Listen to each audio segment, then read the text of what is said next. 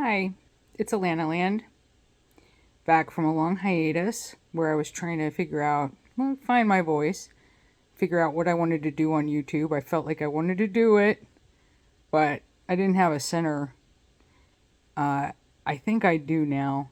I've discovered intermittent fasting, and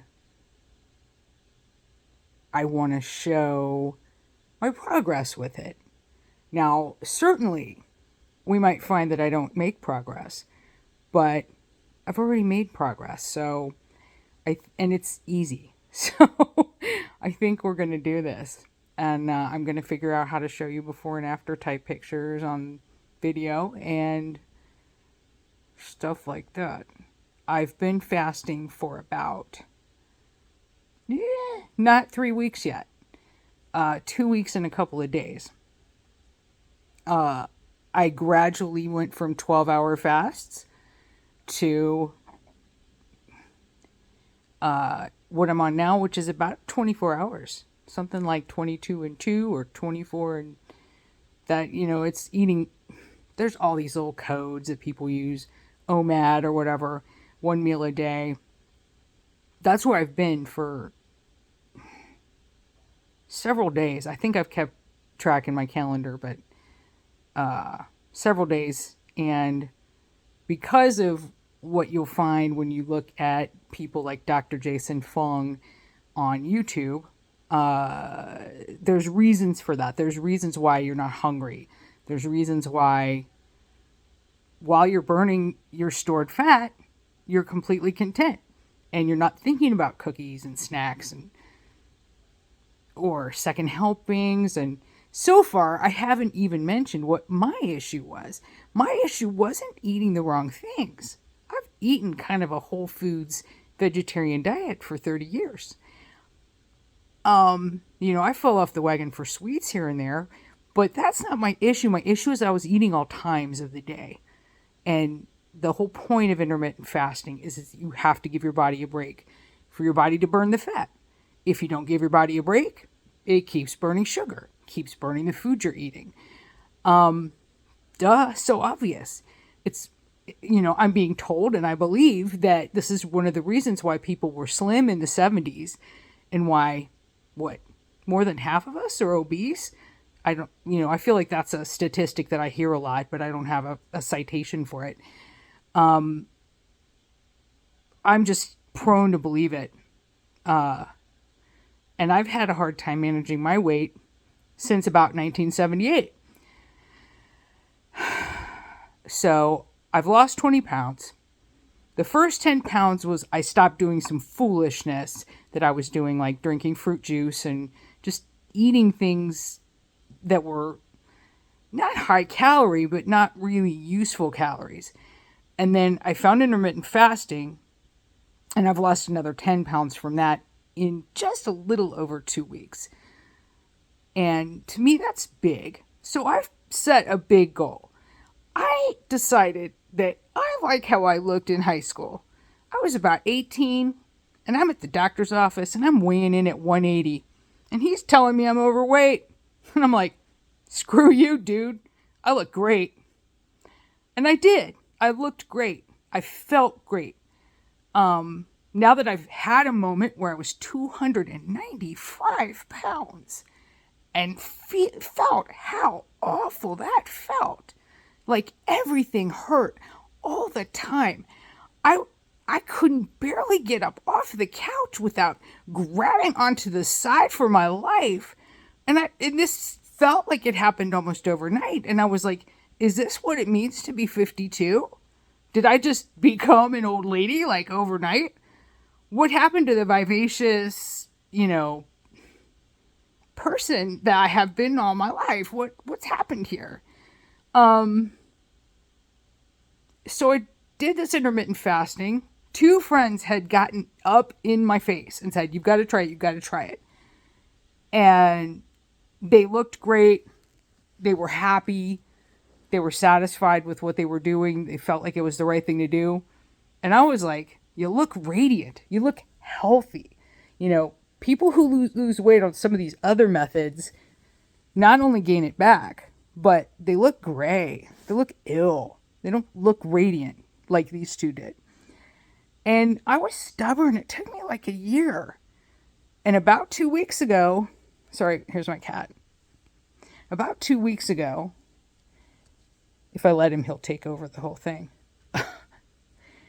I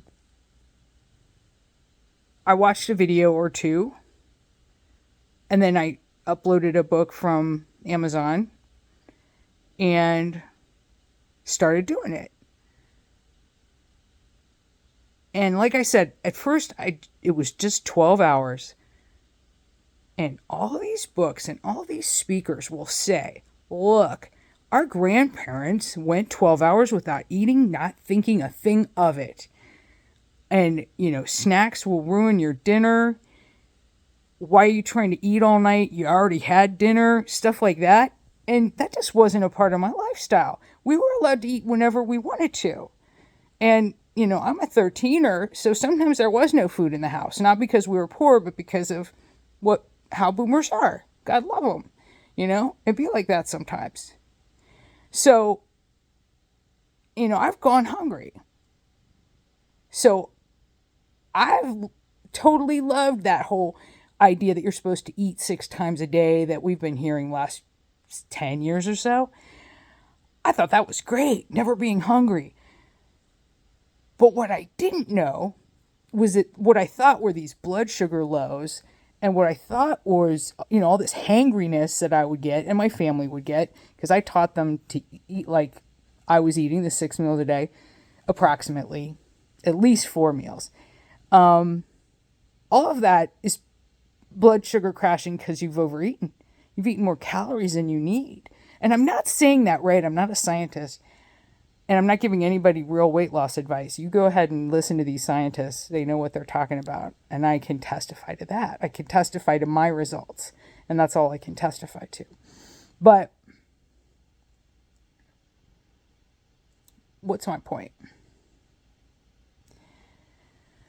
Yeah, we were experiencing the symptoms of overfeeding, overeating.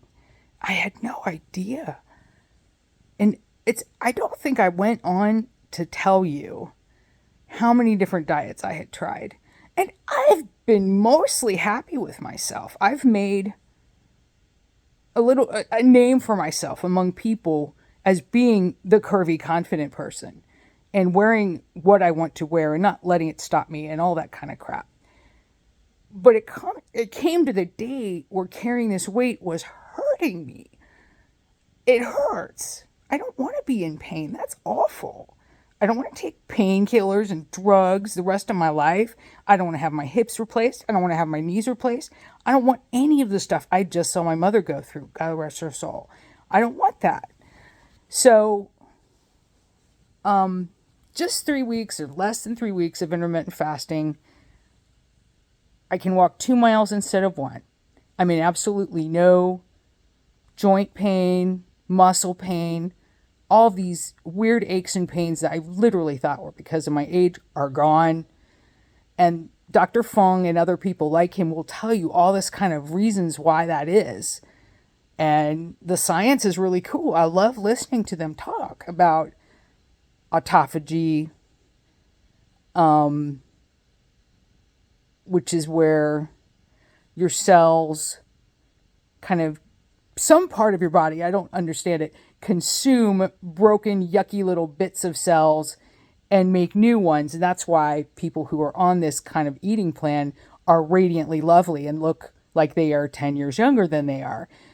And I like that. I like that it's one of the ones that, because you're basically digesting yourself by giving your body time in the day to do that, where it's not digesting other things. Your arms are tight. Your body is tight as you do it, and you're not dealing with big flaps of skin. That is the biggest thing that's given me the courage to go ahead and try. And I think I can do it. Lose 115 pounds. And that's down from my original, oh my God, I can't do this anymore weight, which was 295. We're trying to get back to high school weight 180. Why not? Why not try that? I was super happy at 210. I look great. I love it.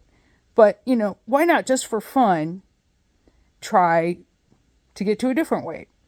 One that I know where I felt really comfortable and had a lot of fun. And it's still going to be according to all these BMI, blah, blah, blah, blah, blah, blah, blah, blah, blah, blah, overweight. And I give no fucks. I give no fucks. I'm going to look great. I'm going to be able to wear a larger selection of clothes. Being plus size and letting yourself go ahead and be beautiful at a plus size has become all the rage.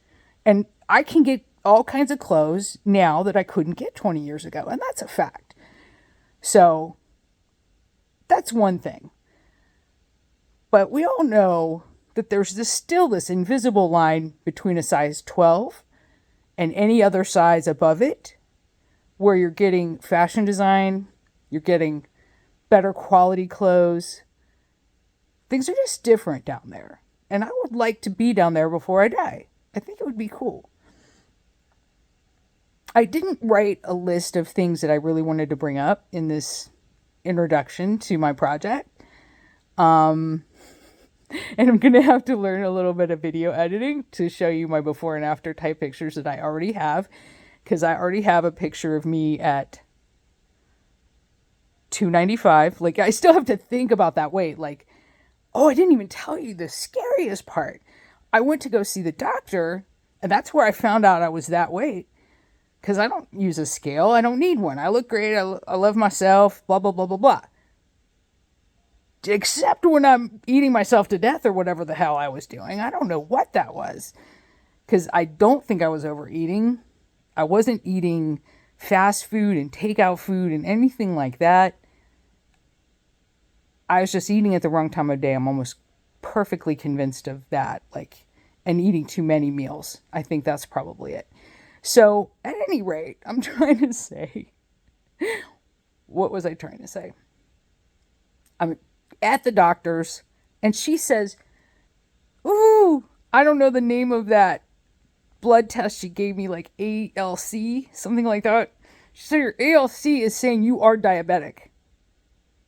What? Oh, hell no. My dad's a diabetic, or has diabetes, I should say.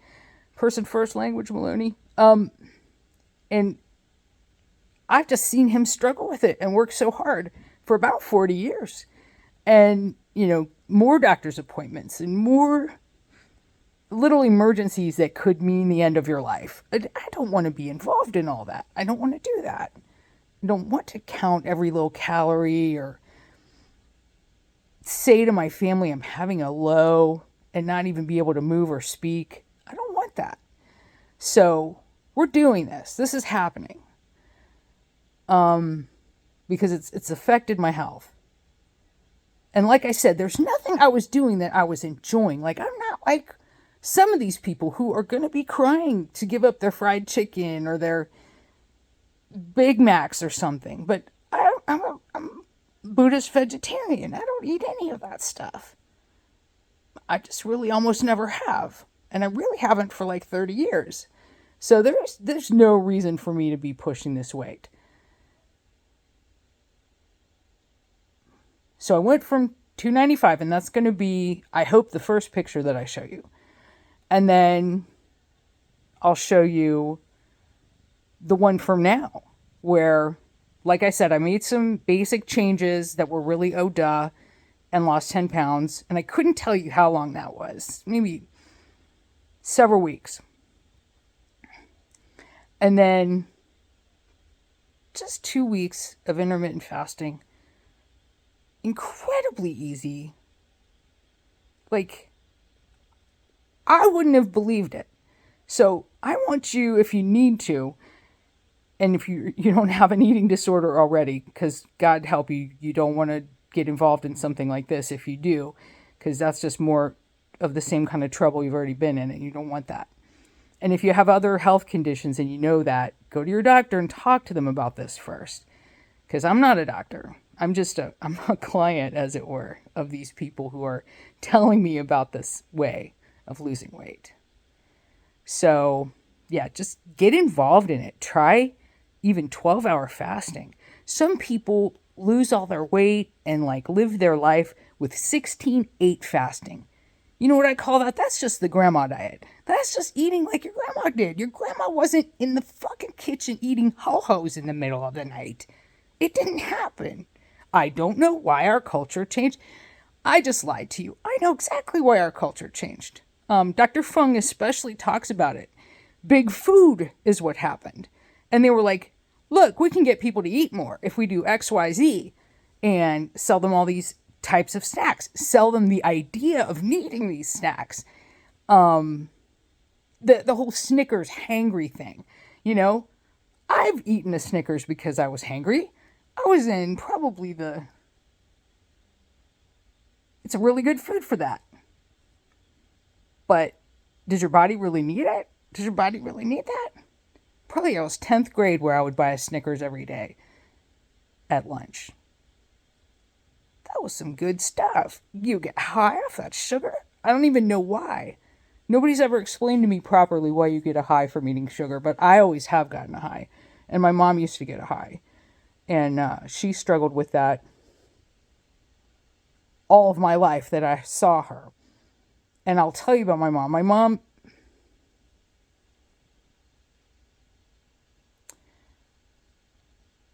what do you call one of those restaurants where you can get it drive through, but it's not especially fast food because people can still sit down and have like a family meal. It's kind of the middle of the road fast food and not quite all the way fast food.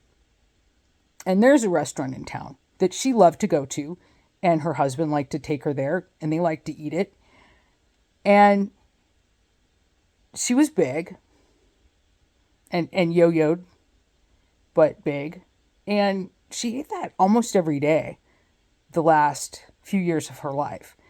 And sure enough, she got stomach cancer. Yeah, that came out of left field. And, you know, me and my stepdad had to decide one day, are we going to have surgery done on this poor little woman who's in so much pain and having so much suffering? Are we going to do a little more crap to her at 70 something to try to preserve a very painful life for her? Or are we going to just not have this treated and let her pass? And I think we made the right decision. But I completely blame the American food culture for her stomach cancer. Her parents didn't die of cancer. That's not something that was genetically going to happen to her. She did that, eating that crap food. And she knew better. But she didn't do better. And you can tell I'm still kind of... Who isn't sad about their mommy dying? Who isn't sad? I'm going to be sad the rest of my life. There's never going to be a day where I don't wake up and think about calling her. That's just the way it is. And you'd be like, she's not here. And she was only 75 when she died. I don't think that is that old in a modern world where we have all this exposure and opportunity to have health care and good food and drink, safe water to drink. I don't know. So I'm going to try to edit and get these pictures in here and obviously learn more about video recording because I'm going to keep doing this. I'm going to document what I think will be my weight loss. I'm really sure it's going to happen. So thanks for joining me on this journey and putting up with my raw noob video skills. I know I will get better. And I don't have a little catchphrase. I've noticed a lot of YouTubers have a little like be safe or, you know, some kind of little catchphrase. And I'm going to go back to the one I was using before when I first started doing just a few little YouTube videos just to see what it was like. And I'm going to say, do what you want.